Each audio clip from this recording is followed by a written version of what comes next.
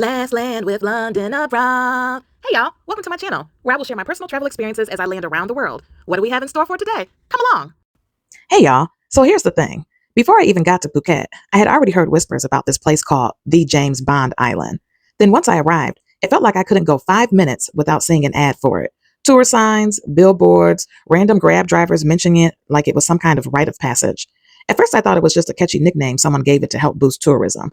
But then I Googled it and realized this was the actual filming location from the 1974 Bond movie, The Man with the Golden Gun.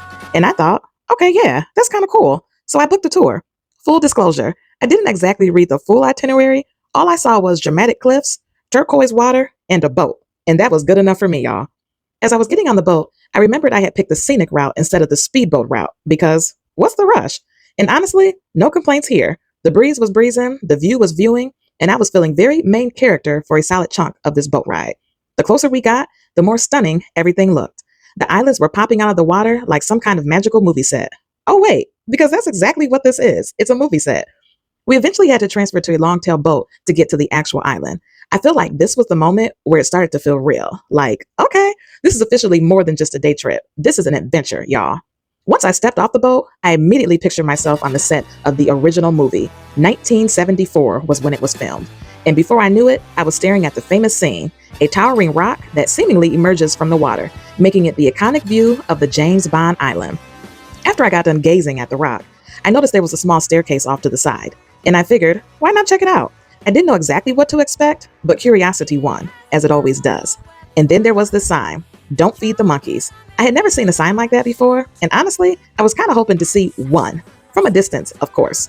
So apparently I forgot what the definition of an island was. A piece of land surrounded by water. In my mind, I just assumed there'd be stairs or a nice little walking path all the way around, but boy was I wrong. I ended up on a narrow trail that led straight into the water. My water shoes immediately filled with tiny, angry rocks, and I mean very angry. Every step felt like nature's version of a punishment. And just when I thought it couldn't get any worse, my swim cover-up got snagged on a rock, and suddenly I was part of the island.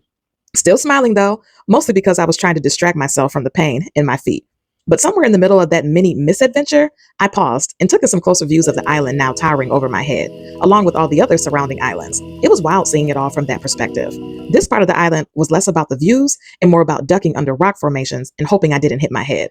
Very immersive, very James Bond-like, minus the budget. Eventually, I made it through the water obstacle course and landed back on solid sand. I can't say it was graceful, but I made it, y'all. And then I noticed this rocky structure that kind of makes a cave. It's one of the coolest little spots. Super photogenic and great for those I survived James Bond Island photos. And just like that, my James Bond cameo was over. No dramatic exit, no stunt double, just me clinging to my seat as the boat pulled away like it had somewhere better to be. On to the next stop. Cue the theme music, y'all. Until next time.